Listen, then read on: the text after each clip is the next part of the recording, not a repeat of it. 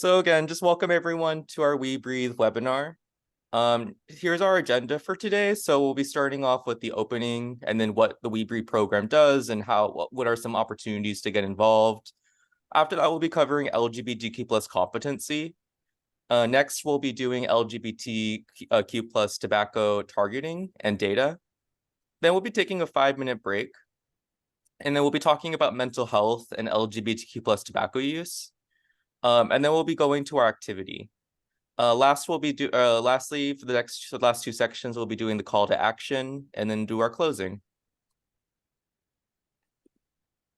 So I just wanted to share a bit of information about myself. So my name's Ryan, he, him, and I am the We Breathe program coordinator. This is I think I'm about 3.5 months into this program. Some of y'all might remember me from a couple years ago working at the Out Against Big Tobacco Los Angeles program. So I'm not new to tobacco control or LGBTQ plus advocacy, but I am still learning the ropes when it comes to doing statewide coordinating center work. Some of the identities that I hold that I just wanted to uplift right now enough to be that I'm half Asian and half Latinx. So I'm half Japanese and half Mexican. I do have that intersecting racial identity as being like a mixed race person. I was born in the United States, so I've never had to kind of like worry about my citizenship status in this country, and that definitely comes with a lot of privilege in of itself. I'm queer and cisgender, and I am out to my family. So again, just being able to be out to my family and have majority of my family members be accepting of that is also in of itself a privilege. I also am able-bodied, and I do experience depression and OCD. Hi, everyone. My name is Isaias Guzman. My pronouns are he, him, and his, and I'm the manager of programs at the California LGBTQ Health and Human Services Network. I'll be co-presenting with Ryan today during today's webinar. Some of my identities that I hold include being a first-generation Latinx person, born in the U.S., identify as cis, queer, gay. I'm also out to my family. I am able-bodied and am excited to be here. Excited to share all this information with you all. And yeah.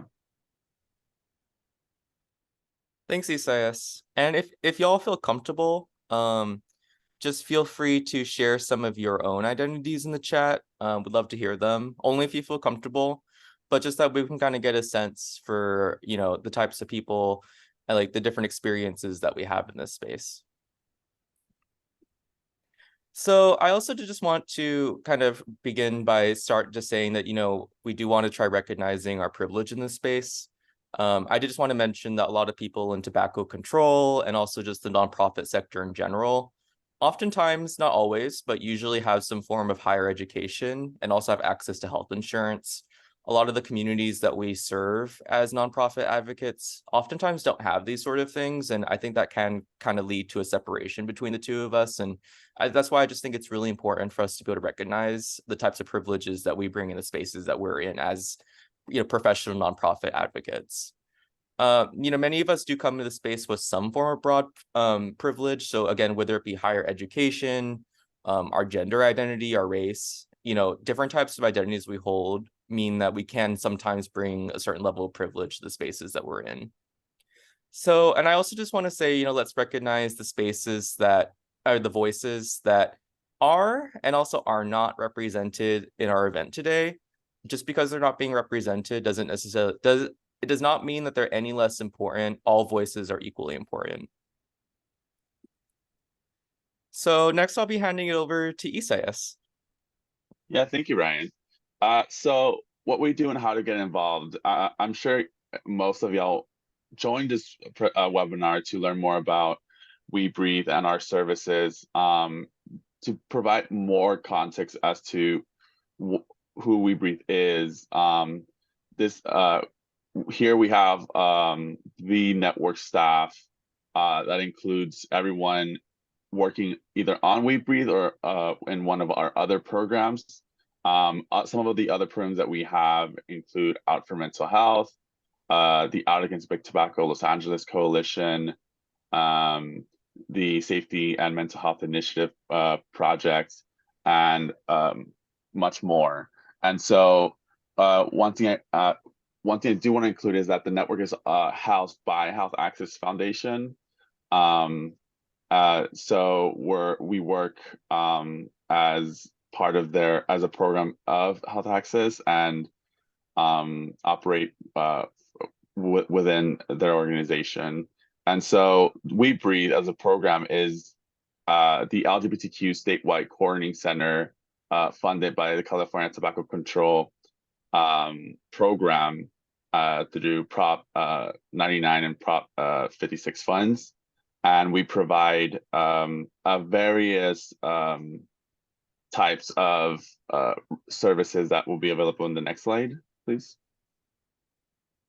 So our support ranges from providing research and data on LGBTQ plus communities, offering technical assistance and trainings for CTCP funded agencies and projects who want to work more closely with LGBTQ communities and tobacco control activities.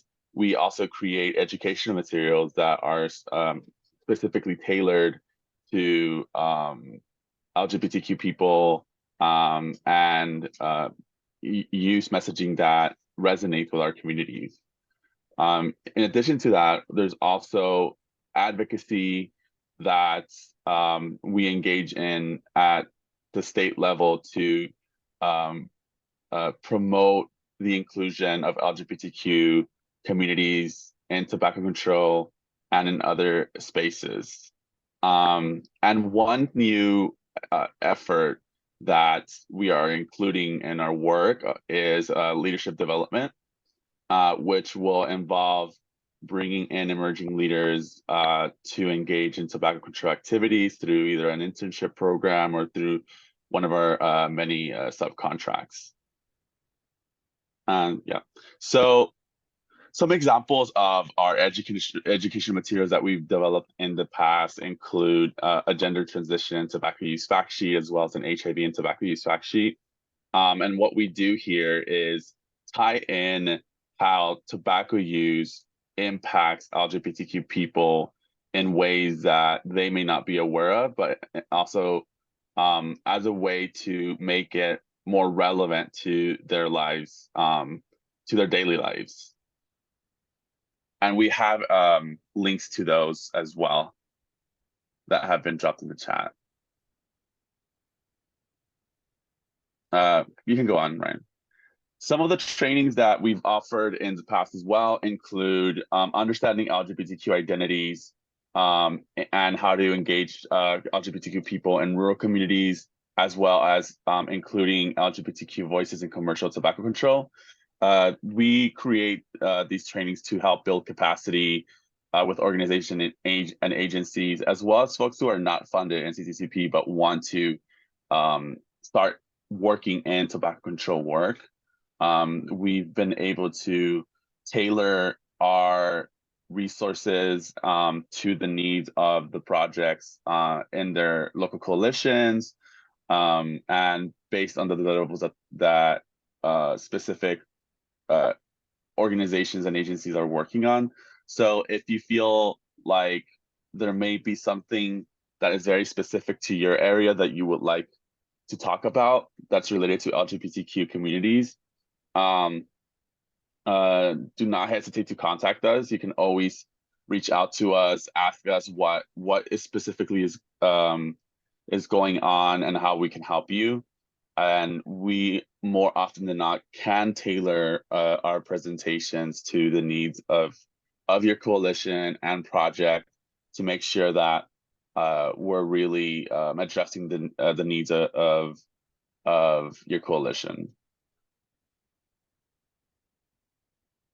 Some other work that we've done involve research and data collection efforts. We've conducted public ownership surveys, key informant interviews, and gallery walks.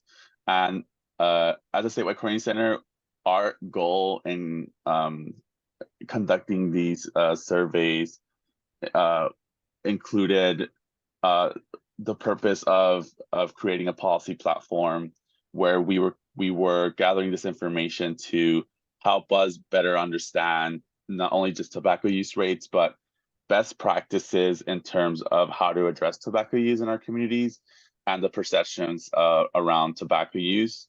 And through this process, we've also realized that many agencies do not collect sexual orientation, gender identity data in their collection of demographic information from either the services they provide or the cities they work in. And so some of the work that we've done includes engaging in advocacy to improve the collection data and reporting around SOGI in California in order to better address the tobacco related health disparities in LGBTQ plus communities. There is a wide data gap between what exists and what we need to know in order to work effectively in doing this work. And so SOGI data advocacy has been a very important component to our work since we started our program, which was in 2018. And the result of a lot of that data collection work that we've done has culminated into a policy platform.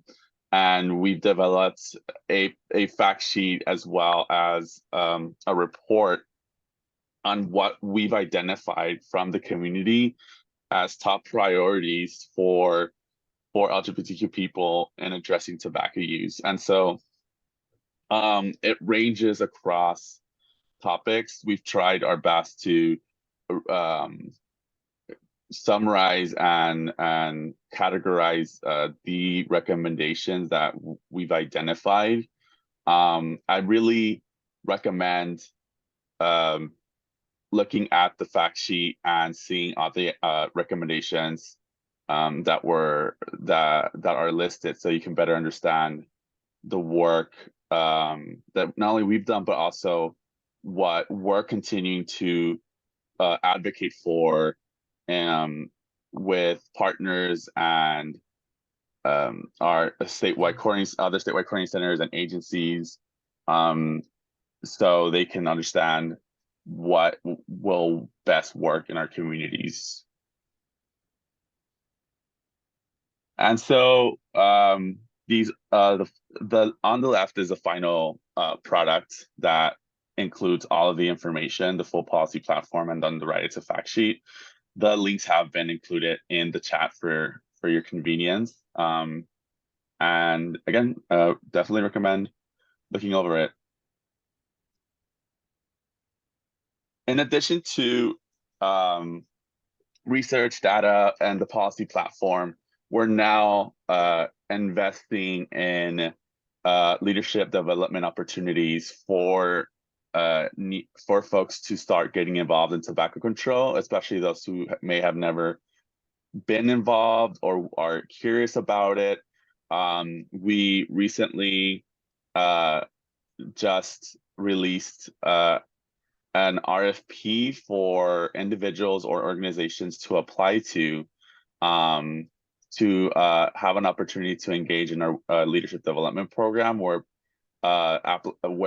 participants will get training and support and guidance in producing a capstone project that will specifically work on reducing tobacco-related health disparities in LGBTQ communities. And I keep saying that word because it's very specific to what we're trying to do is just really focused on how can we tackle tobacco in queer and trans communities, and how can we get others engaged in this process. And so the opportunity will offer $5,000 for up to 5 participants. and either an agency organization can apply, or if you're an individual consultant who would prefer applying as a personally, you can also do that. And the link has also been dropped in the chat. So if you're interested, I would definitely encourage all of you to apply. If you've never done tobacco control work, or you've never done work in LGBT communities, everyone is encouraged to apply. We really want folks to learn all of these new skills through this program. And so if you want to learn more about, if you have any questions and want to learn more about the Leadership Development Program, there will be a webinar on October 3rd. And this will provide an opportunity to learn more about the scope of work requirements, the eligibility, the required documentation, and other technical questions that you might have about the application process. Again, this is October 3rd, and the link has been dropped. And next slide. And another leadership development program that We Breathe is working on is the public health internship program. It will be coming soon, and we're currently working on it. Hopefully for sometime this fall, and if not this fall, then potentially next year. But the intention of creating this internship program is for college students who are interested in either public health or working in LGBTQ plus communities, or interested in tobacco control work, to get an opportunity to engage in addressing these issues of tobacco use in queer and trans spaces. So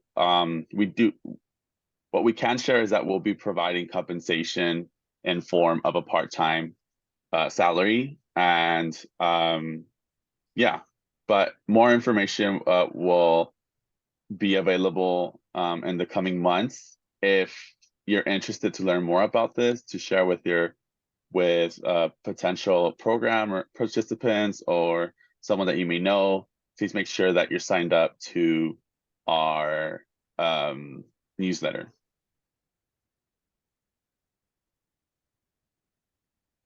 And so to summarize, We Breathe provides again, resources, technical assistance, education and materials, research and data, and much more for the purpose of reducing tobacco-related health disparities in LGBTQ communities, in order to support TTCPs or CTPP, their end game goal of eliminating tobacco use in California by 2035.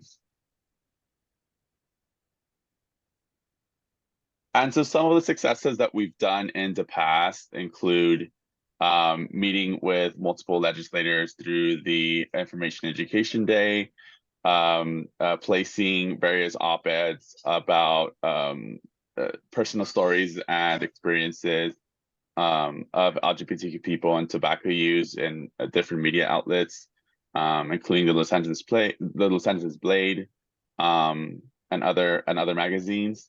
And we've have been successful in facilitating many trainings to local and statewide partners on LGBTQ plus competency within tobacco control.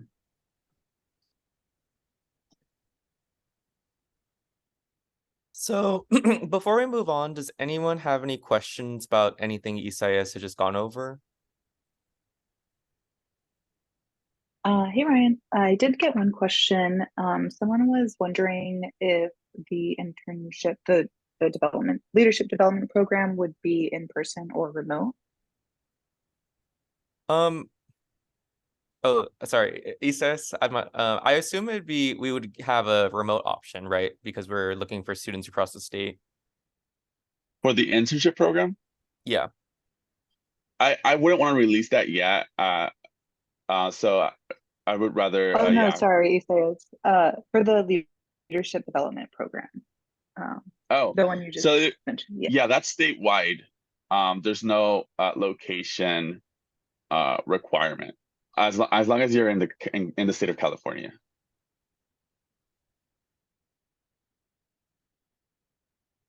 And you're right, it will be virtual. It's a virtual experience, to clarify.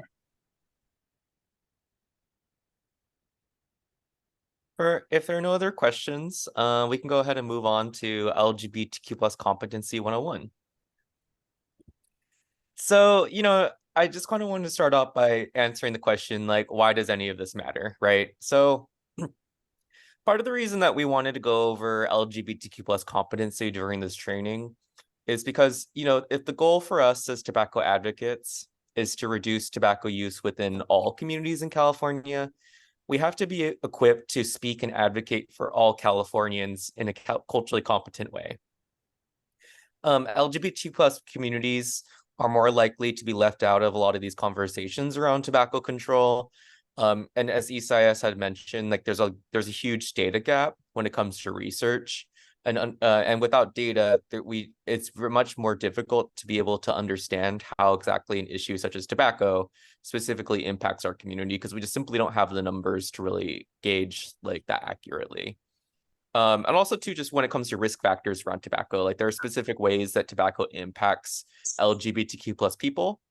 And again, a lot of those types of conversations are a lot of that type of information just either not known or is just not really talked about in our spaces that we work in. But together through LGBT plus competency and just like gathering more data and elevating LGBT plus voices in our advocacy, we can help to change this. I just want to start off by saying, that you belong and you belong in the space. As someone who sometimes does struggle with imposter syndrome and also just things like just not always knowing if I'm qualified enough to be talking about different things or like just a lot of self-doubt. I can definitely speak to this. People of color, women, people who are femme, LGBTQ plus IA folks, people with disabilities, people who are undocumented, people with many more identities and lived experiences often can feel like imposters in many of these spaces, particularly around profession, and particularly when it comes to professional work that we do. So I just want to reiterate, all of us belong here and all of us bring a lot of expertise and experience to the work that we do. So these are just different types of intersecting identities that we can hold as individuals. So for some of us, it might be sexual orientation, but then also things like age, our gender identity, documentation status, our education level, our racial identity. And these are just some of the different identities we can hold, that includes other things like not being able to speak English or having English be a second or third language. They're just different varying identities that all connect together that create a unique experience for each of us. So a person who is Black and queer and older as well, like those are unique experiences that someone else who might be younger or might not be Black or might not be queer, like again, those lived experiences are going to be different for everyone. And these are just some of the different flags that represent some of the communities that are within the LGBTQ plus community. I know a lot of us probably think of like the LGBTQ plus communities being lesbian, gay, bisexual, and transgender, but there are many different identities that exist within our community. And there are some identities that don't even have language to describe them yet because they're still emerging. So part of the reason that's just really important to know that there are different identities, including pansexual, asexual, intersex, genderqueer. Part of the reason that's just really important is especially when working with young people, they might identify something beyond just gay or bi or lesbian or trans. Like they might have a more they might have a different identity that uses different language. So again, when you're particularly running to work with youth, it's just really important because more and more youth are starting to come out as queer. And, a lot of that has to just do with cultural changes around like acceptance. So again, I think it's, I'm sure most of us know that younger folks tend to be more accepting of, queer identities. And because of that, it's like a lot more people feel more comfortable coming out. So again, just wanted to reiterate that like there are a lot of different identities beyond just like the ones we might know. In addition to that, there are also emerging and different pronouns that you might have not heard. So there are pronouns beyond just the he, she, and even they, them as well. There's some such as zer or z that again are just ways for people to express how their identity goes beyond the binary. And the binary being this idea that there are only men and women, right? So again, there are a lot of people who don't necessarily fall into that to those two categories, and language is a really important way to be able to express that. I know that there's a lot of like, you know, um, I know there's a lot of controversy around different pronouns beyond just she and he, but language is just really important. And if the goal again is for us to try to reducing tobacco within all communities, we have to understand how to be able to speak to our communities in a culturally competent way. Language changes, language evolves. We don't speak the same way we did in the 1800s. You know what I mean? And language is always changing. And my view is just that if we're able to adopt words such as Googling or tweeting into the English language, again, being able to use they, them as a singular should also, I don't feel like it should be that hard for us to do that as well, right? So again, it's just as healthcare advocates, we have to know how to be able to speak to our communities in a way that allows for them to feel safe and comfortable to open up to us about their tobacco use. So does anyone have any questions about like all of this with LGBTQ plus competency? I know I just wanted to preface all of this just by saying that this was just a very, very, very baseline overview of LGBTQ plus competency. I highly encourage people just to seek out their own sort of resources and training around this material. There are a lot of organizations that can provide more thorough understanding of LGBTQ plus cultural competency. And just because you just witness this training does not mean that you are culturally competent. Again, we're always challenging people just to continue growing their knowledge at any opportunity. So yeah, does anyone have any questions? Feel free to unmute yourself if you'd like to verbally say it, or just type it into the chat as well.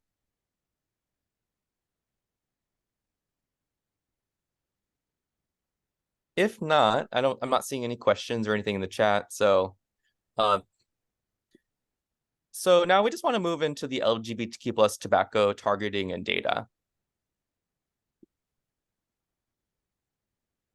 I can't remember, Isaias, am I going over, are you going over this section? You'll be going over, I'll be doing the mental health. Got it. Okay, so for those of us who might not be super familiar with just like tobacco control in general, last year California did pass a proposition banning majority of flavored products, which are including like flavored vapes. So if they come in like cotton candy flavor or like lemonade or chocolate, there are even some that come in like wine flavor.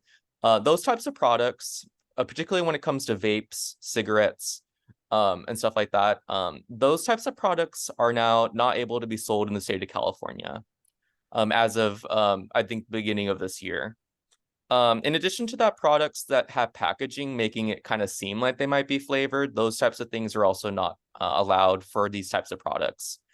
Lastly, you can't sell things that could add flavor to a tobacco product. So if you have like separate sort of package that you could like add to kind of like try to flavor, like let's just say unrolled tobacco, you can't sell that as just a purely flavor additive. Of course, if someone wanted to add like bits of, I'm not sure if you'd be able to do this really, but if you wanted to add like bits of fruit into your thing, like of course you could be able to, hypothetically you could do that, but you can't, a tobacco shop cannot sell flavoring separately.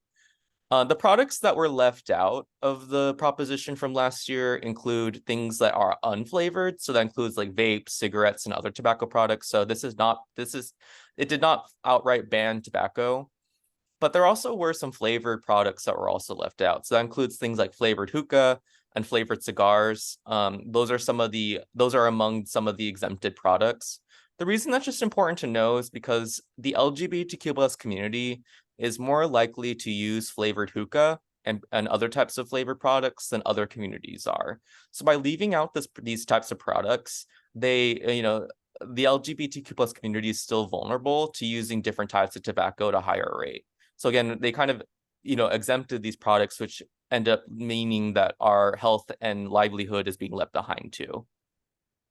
In addition to that, discounts on tobacco products such as buy one, get one free are still available. So basically, if you want to come into a store, some stores might be like, you buy one pack of cigarettes, you get a second free, meaning that you're leaving with double the amount of product that you might have originally come into to buy, meaning that you're that much more likely to become addicted to nicotine because you might end up smoking a lot more cigarettes in the short term, which again increases your dependency on nicotine.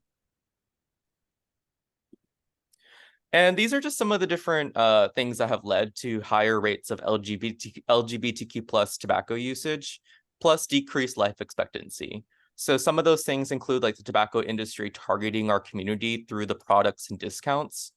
And also just to the fact that LGBTQ plus people are more likely to have depression and anxiety because of systemic discrimination and barriers. So basically think of it like the tobacco industry knows that we're more likely to have things like anxiety, depression, and the tobacco industry is more than happy to try taking advantage of that. And then there's also just a lack of education on the different harms that come with these types of products. A lot of people have the misconception that vaping is 100% safe or that it is a better option than traditional cigarettes. However, just the fact that like a lot of vape products have almost as much nicotine, if not the same amount of nicotine as a full pack of cigarettes. A lot of people just don't know that that their bodies are absorbing that much nicotine, which means again that you will become slowly more and more dependent on that product just to be able to help just to avoid withdrawal from nicotine. And, again, I just wanted, as I mentioned, the tobacco industry has targeted the LGBTQ plus community. Some of these things have looked like literally donating and sponsoring pride events and different scholarships targeted towards our community. Another thing too have to be just targeted media. So basically just trying to use media as a way to appeal to our community. They also do target nightlife. So LGBTQ plus nightclubs, bars, and other places that queer people would be going to as through marketing to make it again seem like you need to, in order to feel confident in these spaces, you have to have a cigarette in your hand. And also too just using LGBTQ plus symbolism in a lot of their marketing. I just want to read this brief quote, just we're out here celebrating, we're supporting each other, but there are still things attacking our communities and we should be aware of that.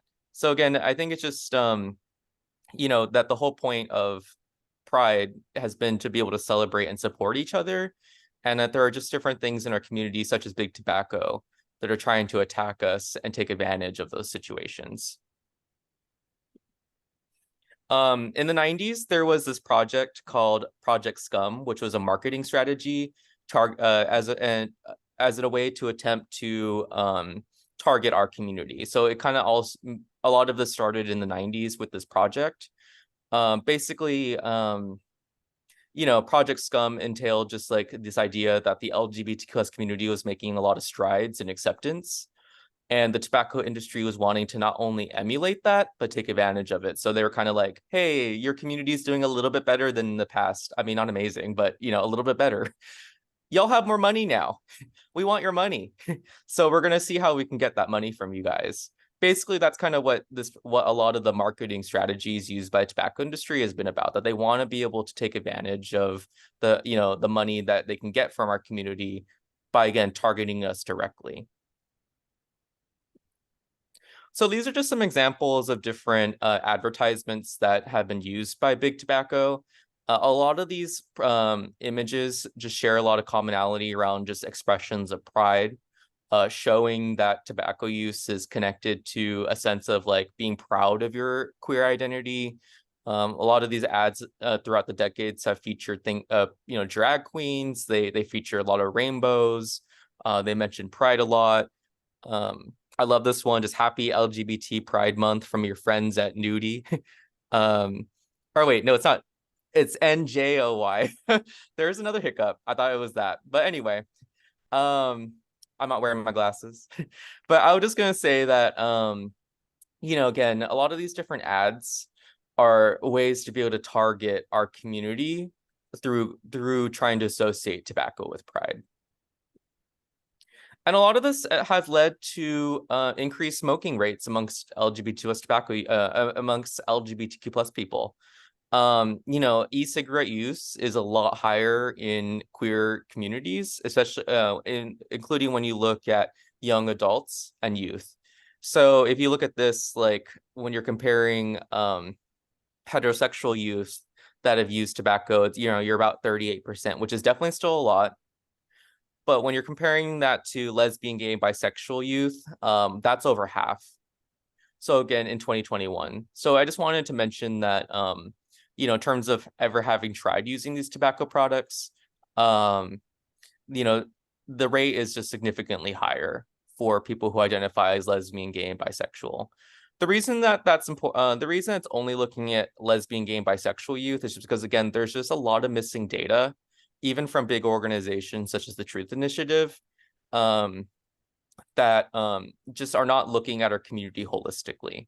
So again, there are just different identities being left out of this number, and that's just something really important because we want to definitely be able to change this. There's also just a lot of misinformation about tobacco use amongst youth. So a lot of people, again, think that e-cigarettes are safer. And then also more because of that are more likely to have tried it or use e-cigarettes. There's some people, a lot of young people actually even believe that nicotine is not any more harmful than caffeine in coffee. And then also there's just a lot of health misinformation, which definitely undermines a lot of the efforts that public health and regulatory advocates are trying to do to curb nicotine use. And again, the numbers for students who have tried tobacco, who are lesbian, gay, and bisexual, this I believe is looking at high school youth, is definitely significantly higher than heterosexual youth. So it's about 41.8% for lesbian, gay, and bisexual youth in comparison to slightly less than 30% of heterosexual youth. For the limited data that we do have about transgender youth, the data is just showing it is significantly higher. For those who use tobacco cigarettes over the course of their lifetime, it's about 21% compared to about 10% of heterosexual adult youth. So again, it's just that's more than double. And again, you can see that across different areas, such as like whether or not you're using tobacco in school or if you used it in the past 30 days. So again, it's just these numbers are significantly higher. And again, a lot of this is just the result of the tobacco industry wanting to take advantage of the fact that like a lot of youth in our community are unfortunately struggling with things like depression and anxiety and are looking for tangible ways to be able to cope with that anxiety and depression. So just want to go over these quick numbers. 3 in 10 lesbian, gay, and bisexual youth use electronic vape products like e-cigarettes, which is 25% higher than heterosexual youth, and more than half, as I mentioned before, have tried e-cigarettes at some point. And then for the limited data that we do have for trans people, especially transgender youth of color, they use vape products that's significantly higher than their cisgender, which cisgender means that you were assigned at birth. Basically, you were born and a doctor said that, hey, you're a boy, and then you grow up and you're a man, you identify as a man, that means that you'd be cisgender. So basically for people who are cisgender and white, they have, people who identify as that have a lot lower smoking rates than people who are transgender and youth of color. And these are just some of the different, different health issues that can develop because of tobacco use. Some of these include things such as like premature aging, tooth loss, rectal cancer, erectile dysfunction, increased risk of heart disease and heart attack. Because the LGBTQ plus community uses tobacco products at much higher rates than other communities, it also results in our community facing being at increased risk for a lot of these different types of cancers, diseases, and other bodily harm. as a result of tobacco use in comparison to our straight and cisgender peers. So I know we just took and shared a lot of information. So, I think right now would be a really good time for us to take our first 5 minute or for our 5 minute break. So I will go ahead and stop recording our. So now I'm going to be passing it back on to Isaias. Yeah, thank you, Ryan. So the next section in our presentation is how LGBTQ plus mental health and tobacco use are connected, and it's something that We Breathe talks about a lot in our work because of the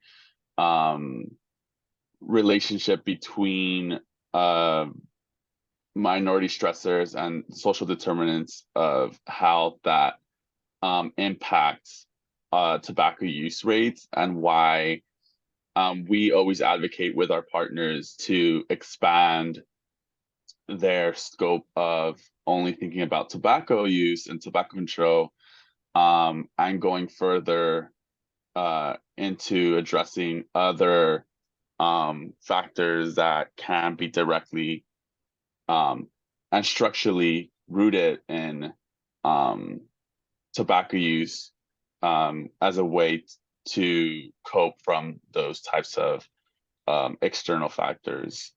And some of these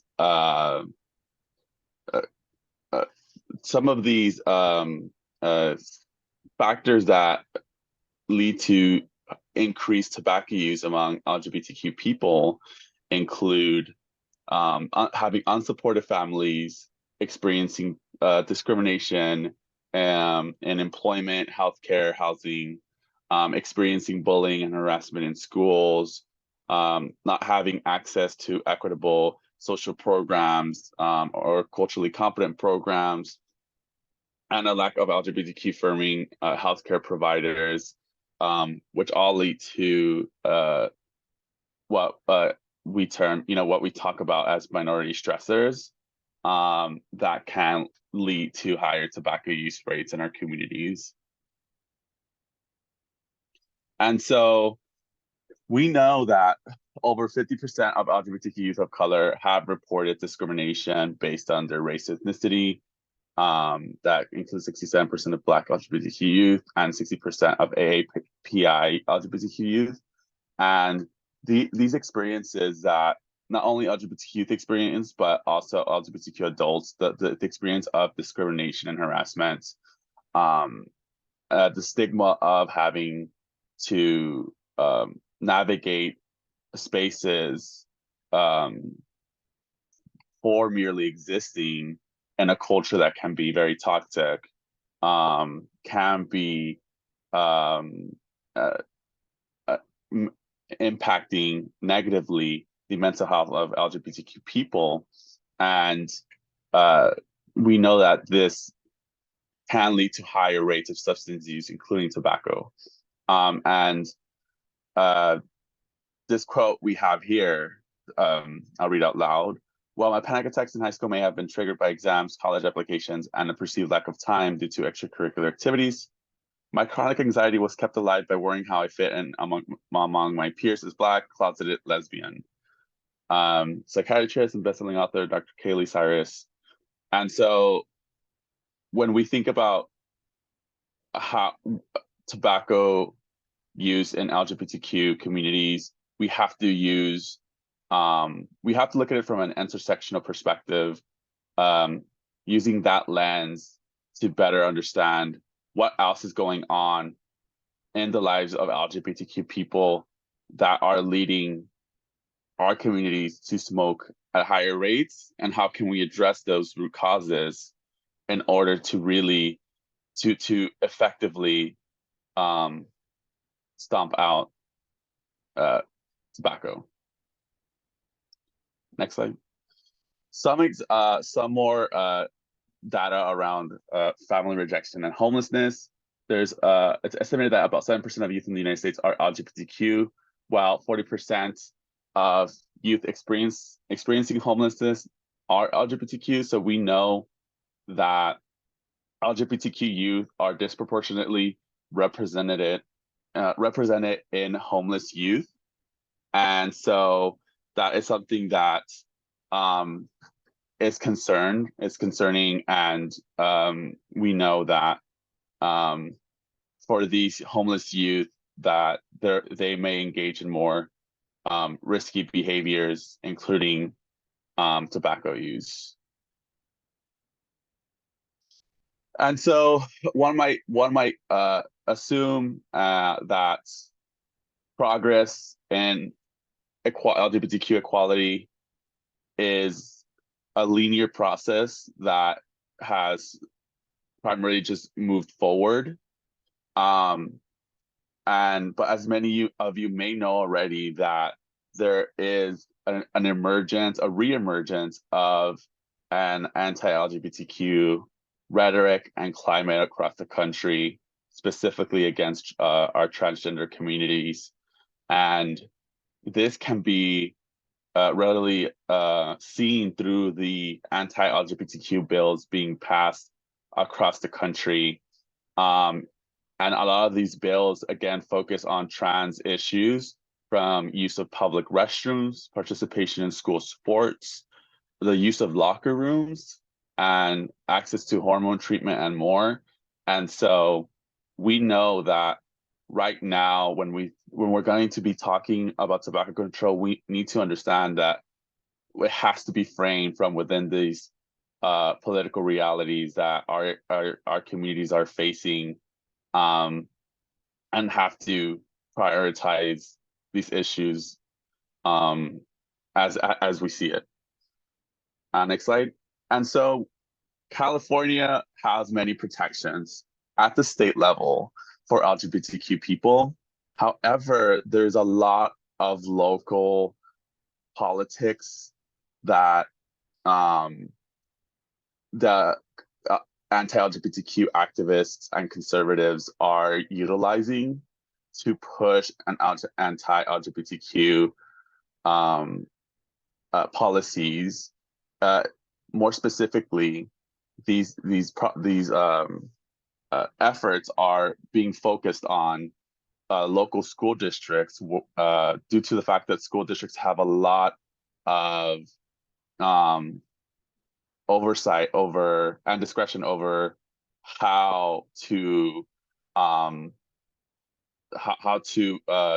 manage and direct their schools. And so because of this, there's a lot of attempts to pass anti-trans policies in the school, at the local school district level, and in local city councils as well. So while we may have a lot of safeguards in place at the state level,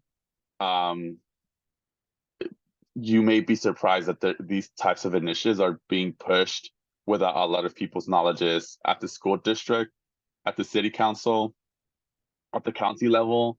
And there are efforts to push ballot initiatives to get anti-LGBTQ ballots into the next election cycle in California. And so I do want to urge folks not to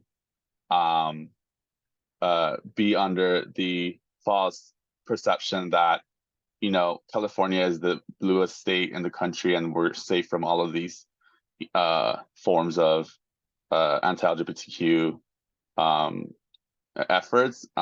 Where a lot of it's happening right in our neighborhoods and in our communities. And so going back to the different forms of stress,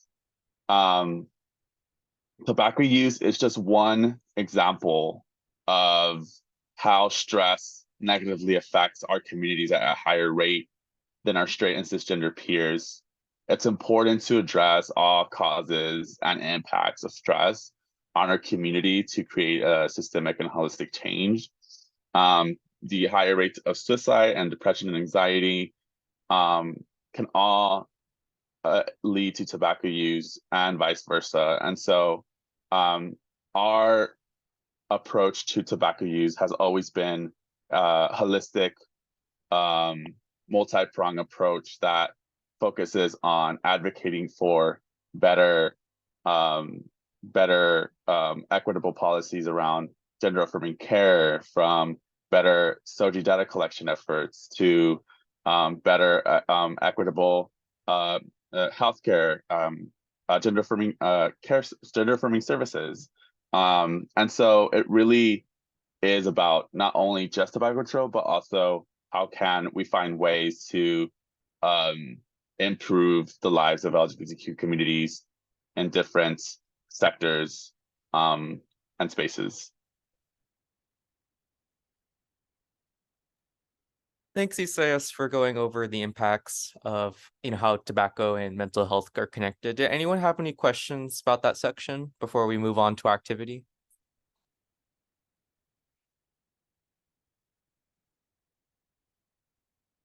Hearing none, so just that way we can kind of not, you don't have to listen to us talk the whole time. I thought it'd be good for us to do a little activity.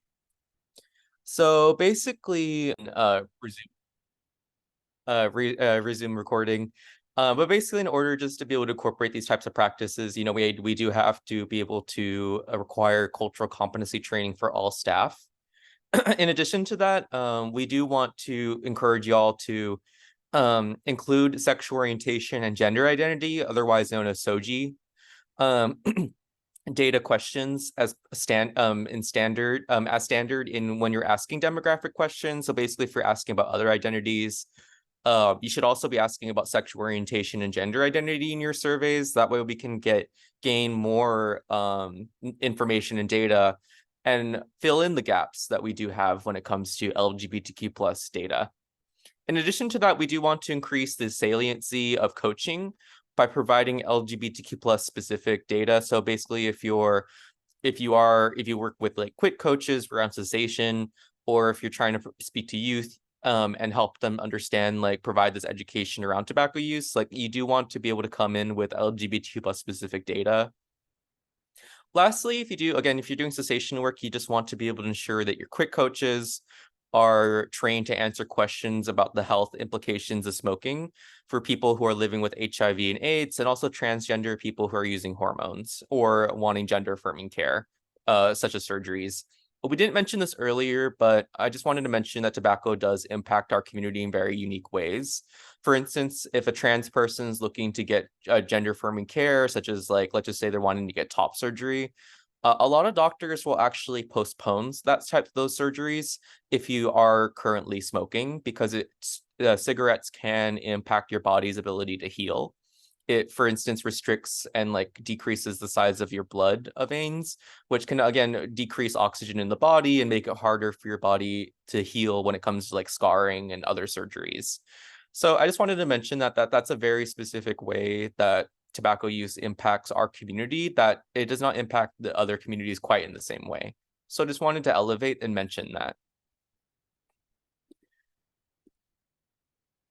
In addition to that, you just want to be able to, I think we all just need to come into working with our community with the knowledge that a lot of people do have trauma when it comes to, seeking medical advice or talking about their medical history. Because there's been a lot of trauma, particularly for people who are transgender, non-binary, intersex, when it comes to talking to medical professionals and providers. So a lot of that has to do with just misgendering. Some of that has to do with just not understanding at all, what people who identify as trans, non-binary, intersex, what types of medical needs that they actually might have. Again, a lot of this has to do with lack of education. We just want to be able to recognize this trauma and work to transform these medical spaces to make tobacco cessation and other medical services more accessible to our community. So basically just kind of understand that, yes, it might take extra work on your part to be able to get someone who is LGBTQ plus to be able to disclose to you that they are using tobacco and they want to seek help, because there needs to be that trust that you have to basically just work to be able to gain that trust. And part of that, again, is just challenging yourself to be able to become more LGBTQ plus competent. Some other just recommendations that we have is just to ensure access to cessation services and reduce barriers for LGBTQ people by being more inclusive and competent. Again, just want to improve data collection on these topics. Basically, again, you want to be able to include those SOGI data questions just to be able to, that way we can gain more robust picture of how exactly tobacco use is impacting our community. Lastly, you do want to work to, a lot of us are working in tobacco control. So some of that can look like adopting strong tobacco control policies that exclude any provision that criminalizes a person for the purchase, use, or possession of tobacco products. Again, we don't want to be punishing people or shaming people for using tobacco. Instead, we want to be creating systemic change to help them to be able to quit smoking or not start smoking in the first place, through policy change and through implementing better practices.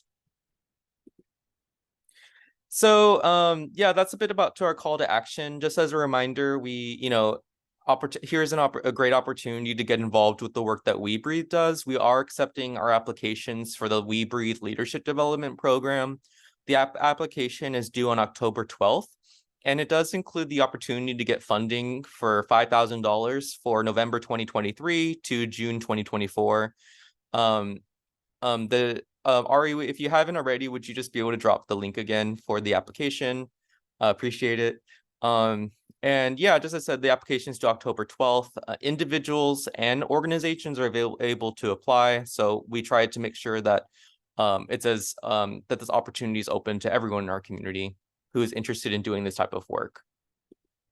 And then we are going to be having an informational webinar on this leadership development program application on October 3rd from 11 a.m. to 12 p.m. Ari, if you'd be able to drop in that registration link again too, would greatly appreciate it. Just feel free to join this if you're looking for more information on the application.